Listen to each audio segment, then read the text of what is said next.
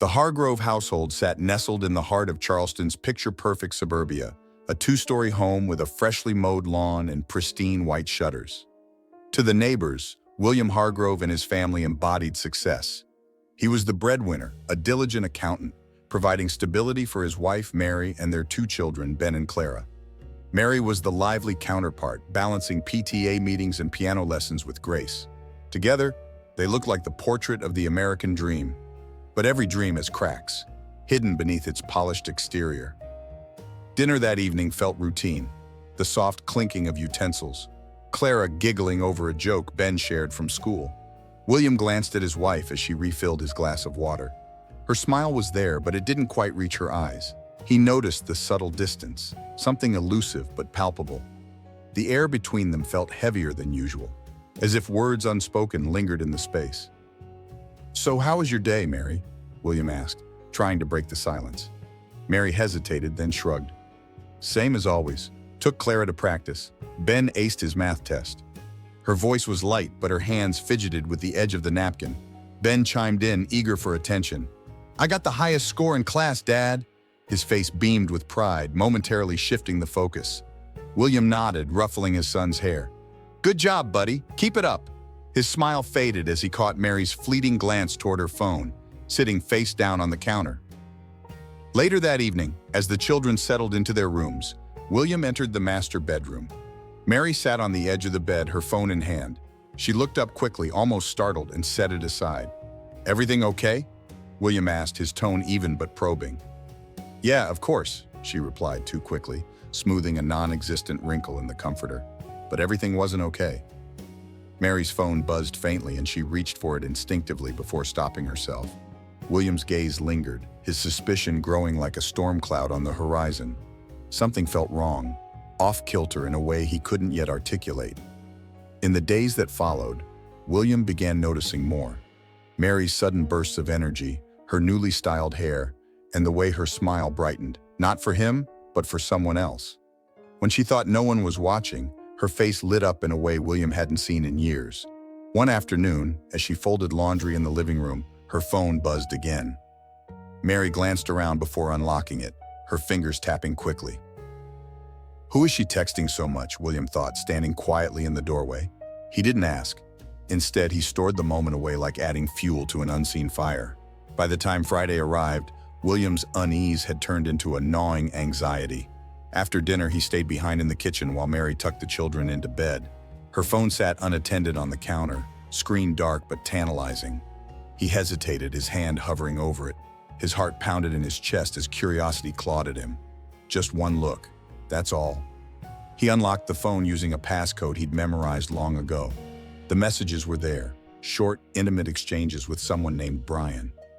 His vision blurred as he read, "I'll tell him soon. I just need to find the right time." William's breath hitched. The words hung in the air, suffocating him. He locked the phone and placed it back as it was, his movements mechanical.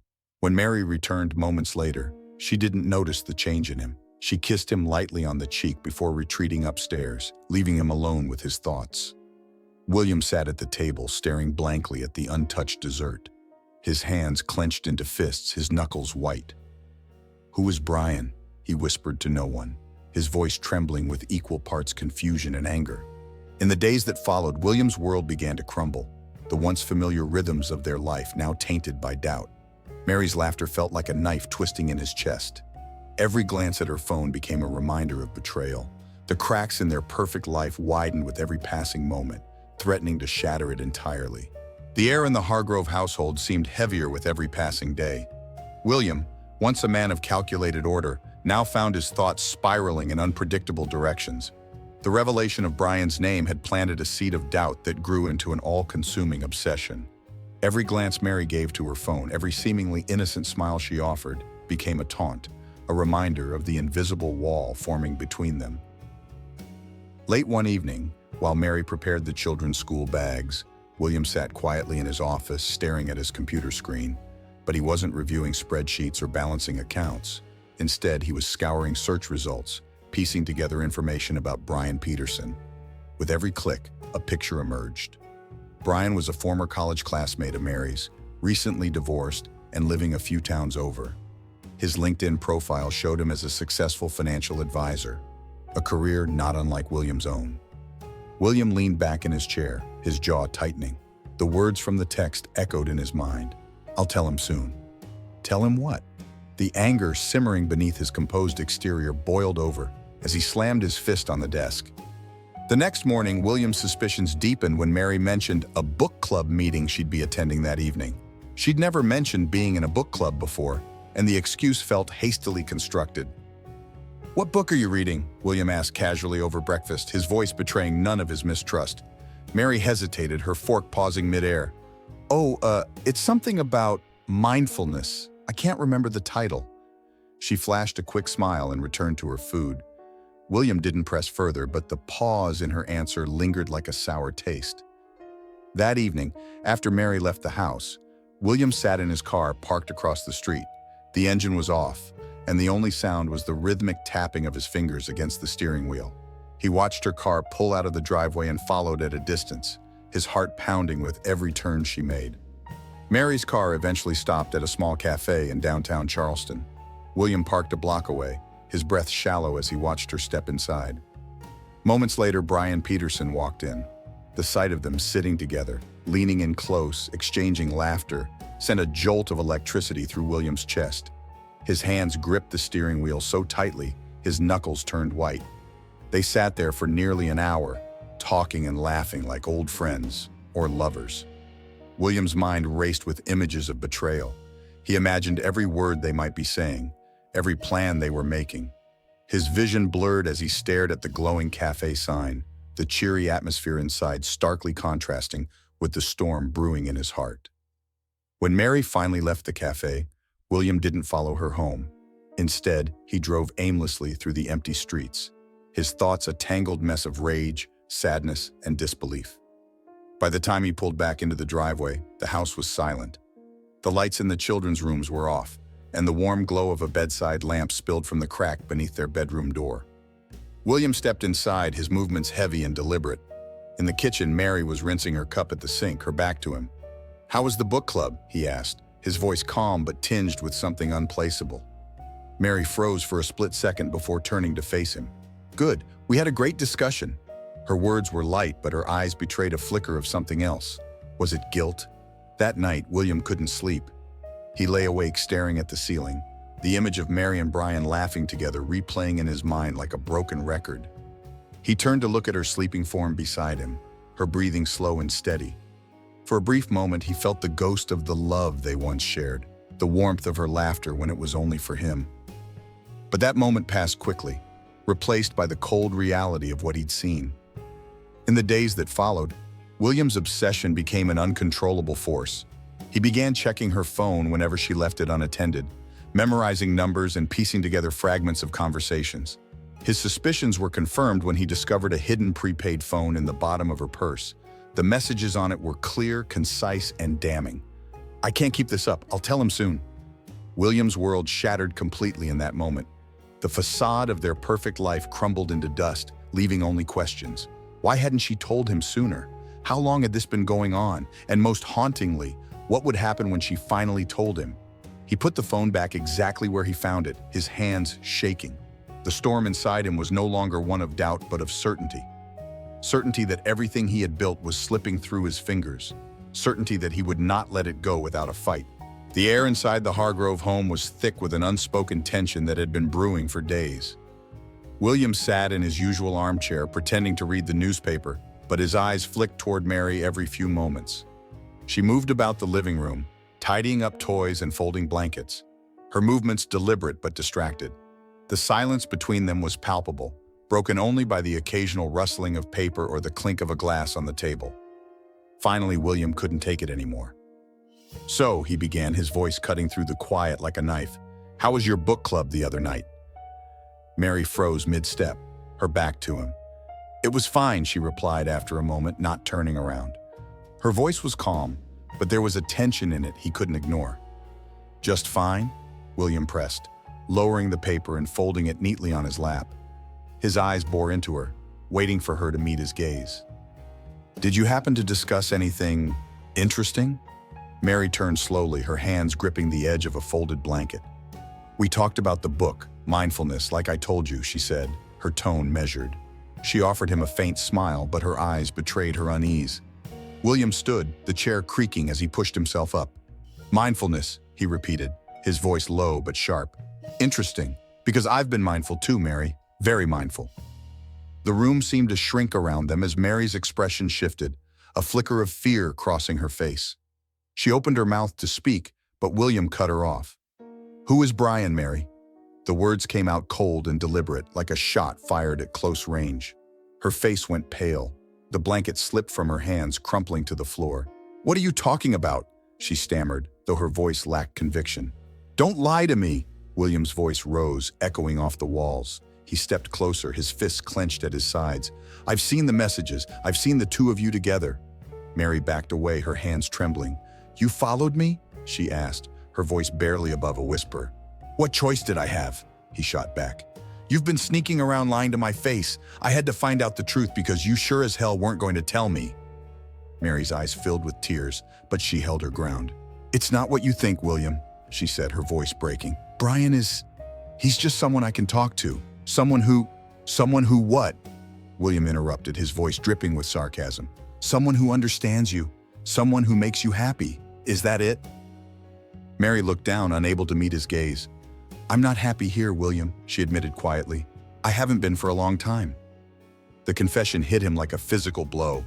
His breath caught in his throat, and for a moment he couldn't speak. So what? You've decided to throw everything away? He finally managed, his voice shaking with anger. Our marriage? Our family? All for some affair? It's not about him, Mary shouted, her voice rising for the first time. It's about me. I can't keep living like this, William. I feel trapped, suffocated. I need something more. Her words hung in the air, heavy and final.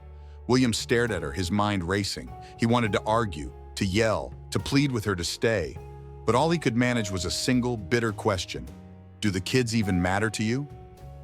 Mary's face crumpled, and tears spilled down her cheeks. Of course they matter, she said, her voice trembling.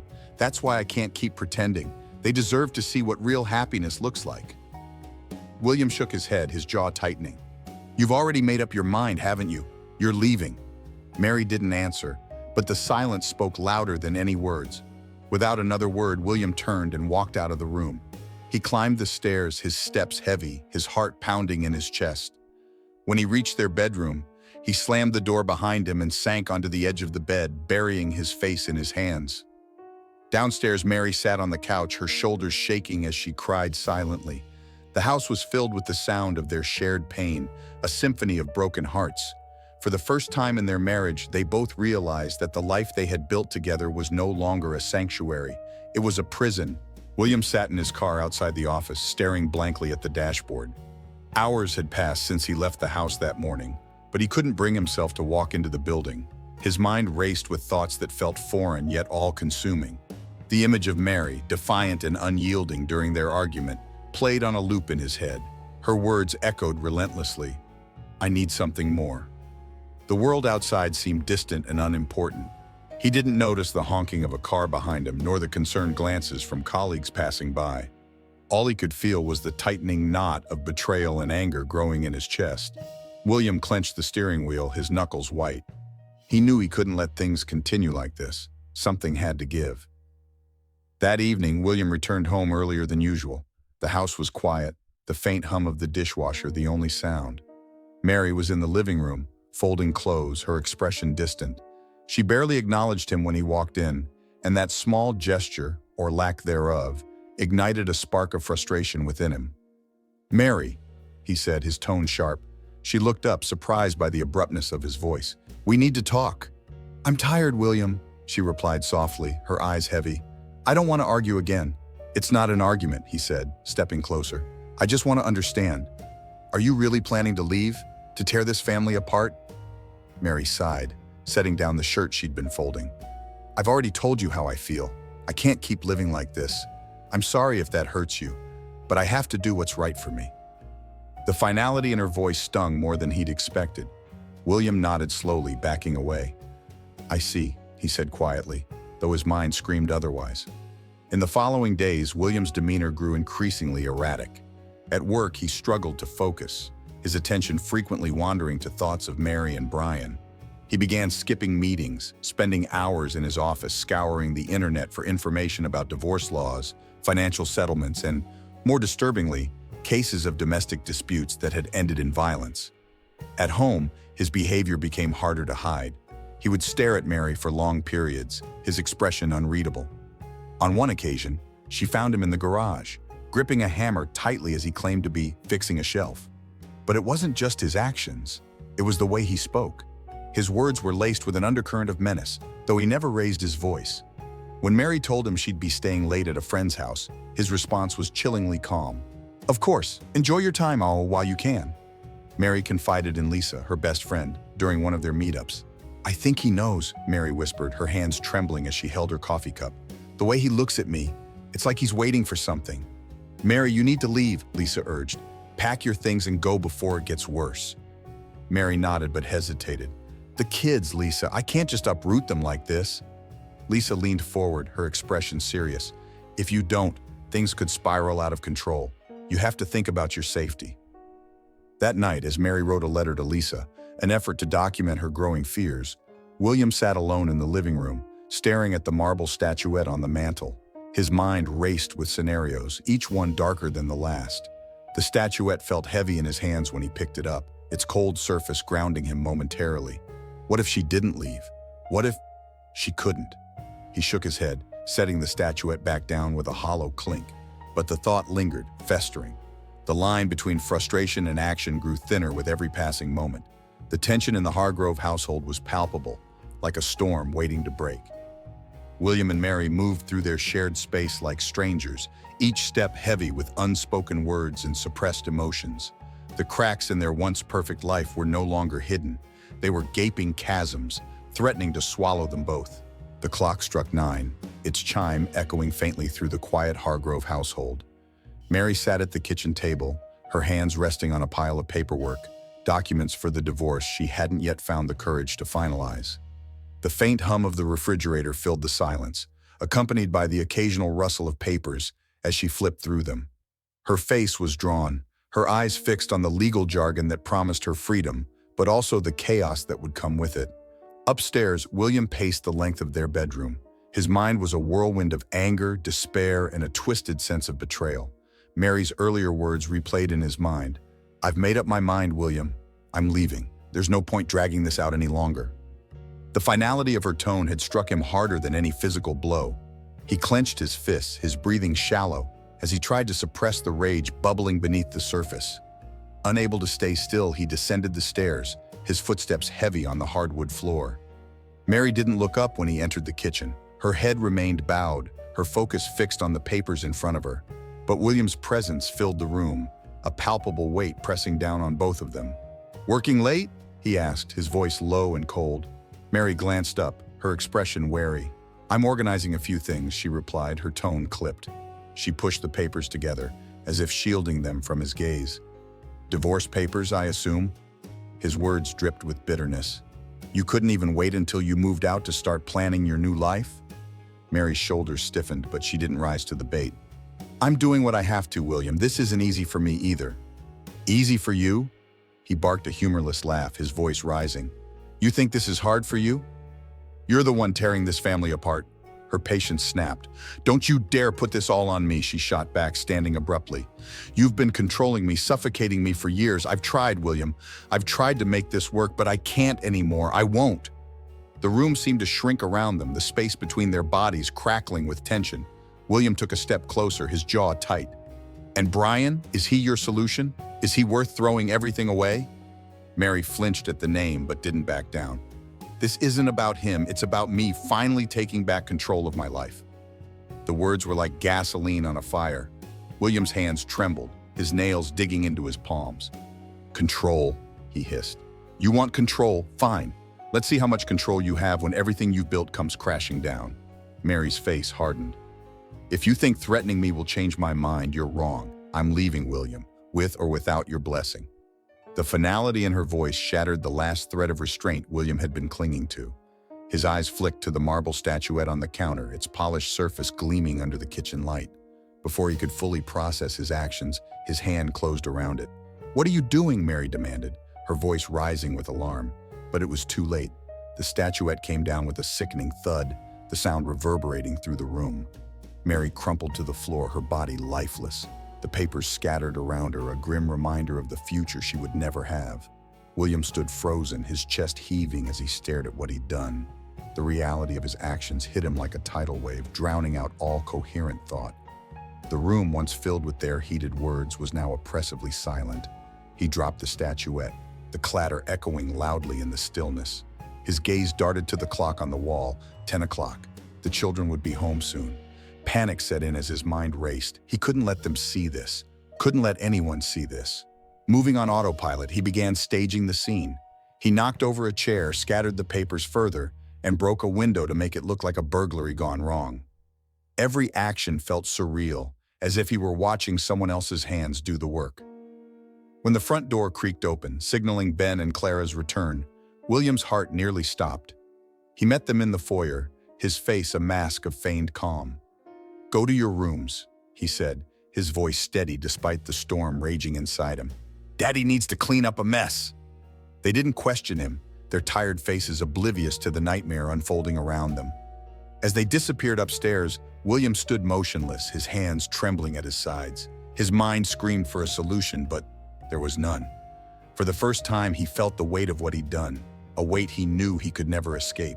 The morning sun filtered through the blinds, casting long shadows across the disheveled kitchen. William sat at the table, his hands trembling as he gripped a cup of cold coffee. His mind raced as he replayed the events of the previous night.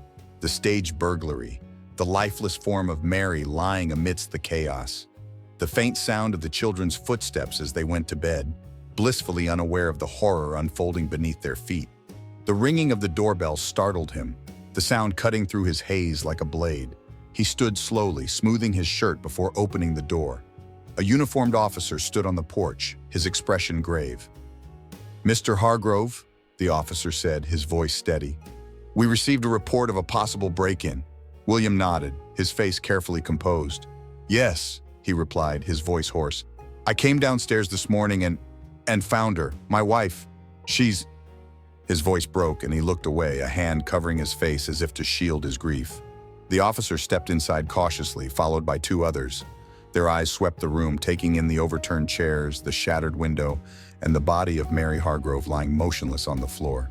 The scene was chaotic, but something about it felt off, too deliberate, too neat. "Please sit down, Mr. Hargrove," the officer said, his tone gentle but firm. "We'll need to ask you a few questions."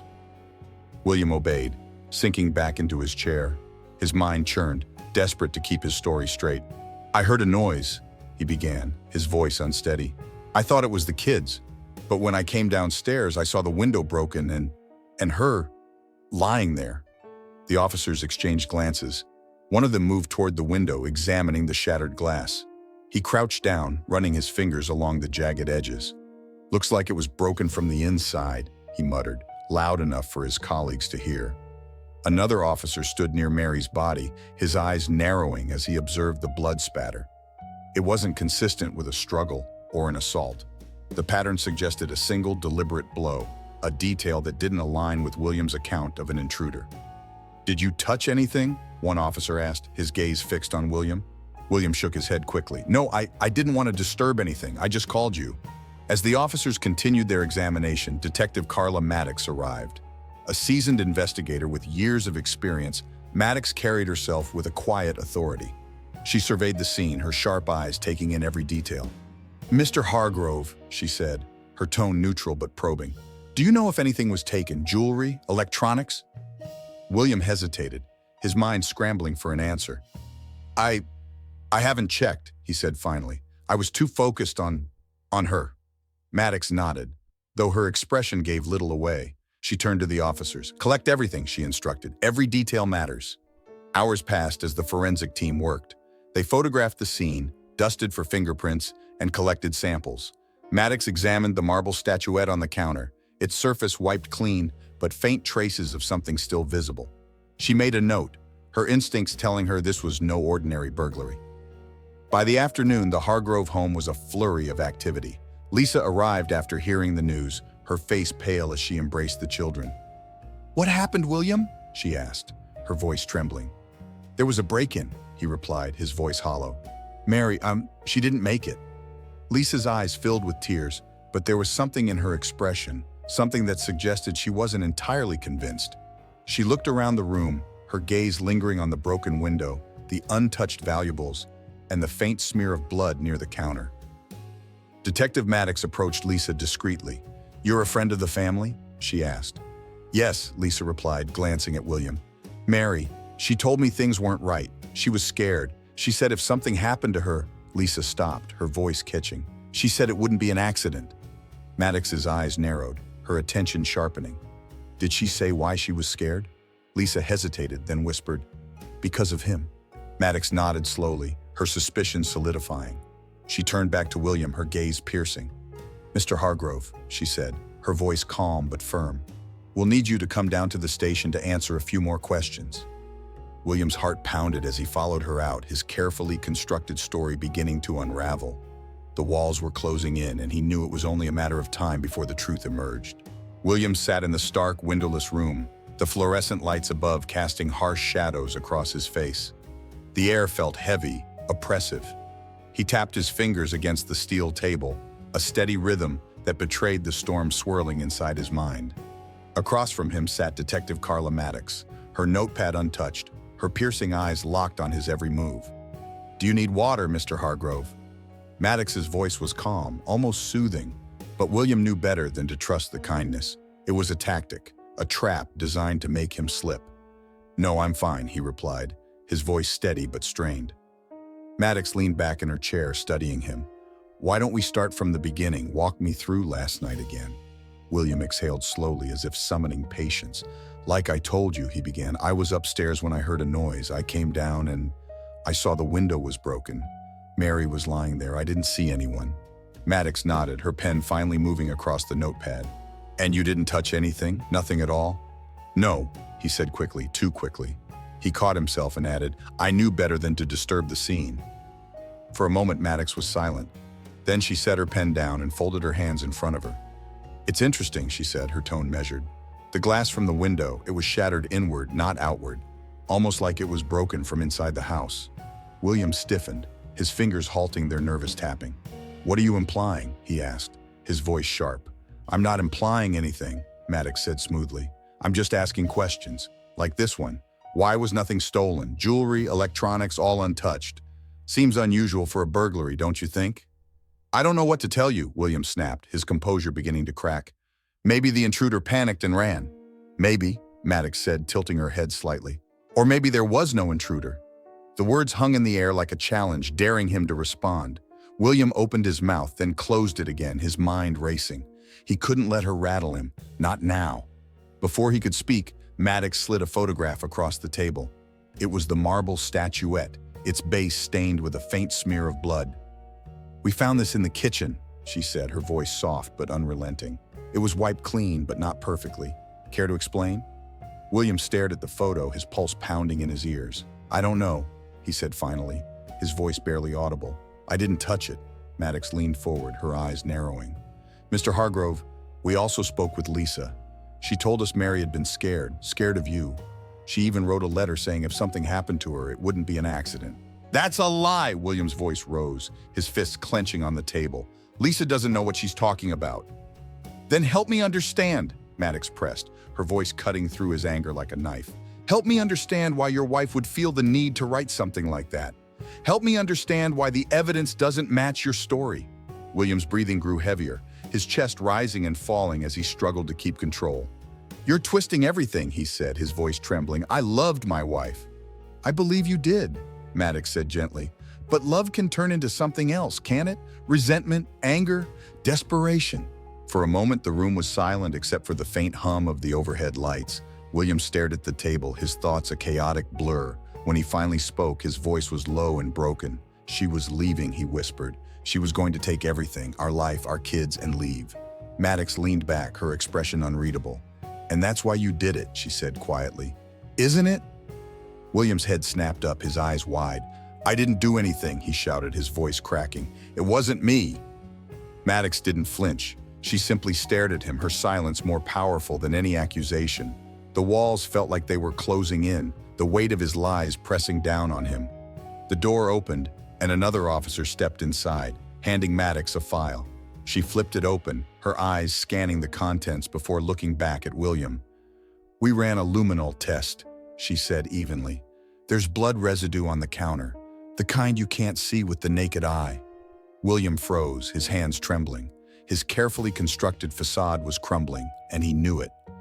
"Mr. Hargrove," Maddox said, her voice firm but not unkind, "this is your chance to tell the truth, the whole truth." William's eyes darted around the room, searching for an escape that didn't exist. The weight of the evidence, the relentless pressure, it was all too much. He slumped forward, his head in his hands, as a single word escaped his lips. "Fine." The courtroom buzzed with a subdued tension as William Hargrove entered, flanked by his attorney. Reporters whispered to one another, their pens poised above notepads, ready to capture every detail. The once pristine image of William, a respectable accountant and devoted father, was now shattered, replaced by the figure of a man accused of murdering his wife. He sat at the defense table, his shoulders slumped, his eyes fixed on the polished surface in front of him. Across the room, the prosecution team prepared their case, stacks of evidence neatly arranged, their confidence evident in every movement. The trial began with the opening statements. The prosecutor, a sharp-tongued woman named Rachel Turner, addressed the jury with a calm but firm demeanor. "This case is not about a burglary gone wrong," she said, her voice cutting through the room. "It's about control, betrayal, and a man who couldn't bear to lose." She outlined the evidence, the staged crime scene, the blood spatter analysis, and the bruises on Mary's arms, indications of a struggle. She spoke of Lisa's testimony, recounting Mary's fears and the chilling letter she had written, predicting her own demise. When it was the defense's turn, William's attorney painted a different picture. "This is a tragedy," he began, his tone heavy with sympathy. "But it is not murder. My client acted in the heat of the moment, overwhelmed by emotions he could not control." The courtroom listened intently as the first witnesses were called. Lisa took the stand, her hands trembling slightly as she clutched the edges of the witness box. Her voice cracked as she read aloud Mary's letter, her words heavy with sorrow. "If something happens to me, it won't be an accident." The jurors shifted uncomfortably in their seats, the weight of Mary's words sinking in. Lisa described the weeks leading up to Mary's death, her voice filled with a mix of anger and heartbreak. "She was scared," Lisa said, her eyes fixed on William. "She knew he wouldn't let her go." Then came the forensic expert, who detailed the evidence found at the scene. "The blood patterns were consistent with a single, deliberate blow," he explained. "The broken window was staged, as the glass was found outside the house rather than inside." The prosecution's final witness was Detective Carla Maddox. Calm and composed, she recounted her interactions with William on the day of the crime. "He was cooperative," she admitted, but his story didn't add up. Every piece of evidence pointed to one conclusion: this was no accident. When William took the stand, the courtroom held its breath. His voice was steady at first as he described the events of that night, but cracks began to show as the prosecutor cross-examined him. "You say you loved your wife," Turner said, her tone laced with skepticism. "But isn't it true you told Detective Maddox she was going to take everything, our life, our kids, and leave?" William's face flushed. "I was upset," he said defensively. "I didn't mean—" "But you did mean to pick up that marble statuette, didn't you?" Turner interrupted, her voice rising. "You meant to strike her, to silence her forever." "No!" William shouted, his voice cracking. "I didn't mean to. She pushed me to the edge." The courtroom fell silent, his words hanging in the air like a confession. Turner nodded slowly, stepping back to let the weight of his admission settle with the jury. In their deliberations, the jurors wrestled with the complexities of the case. Was this a calculated act of violence or a moment of emotional eruption? After hours of debate, they returned with their verdict: guilty of second-degree murder. William's sentencing hearing was a somber affair. As the judge delivered his sentence, 25 years to life, William's face remained emotionless, but his hands gripped the edges of the table tightly, his knuckles white. The aftermath of the trial rippled through the community. Lisa took custody of Ben and Clara, who struggled to make sense of their new reality. In the quiet moments, they often looked at old family photos, their innocent smiles a stark reminder of what had been lost. Detective Maddox, reflecting on the case, sat at her desk one evening, staring at the letter Mary had written. The words lingered in her mind, a haunting testament to the dangers of unresolved anger and control.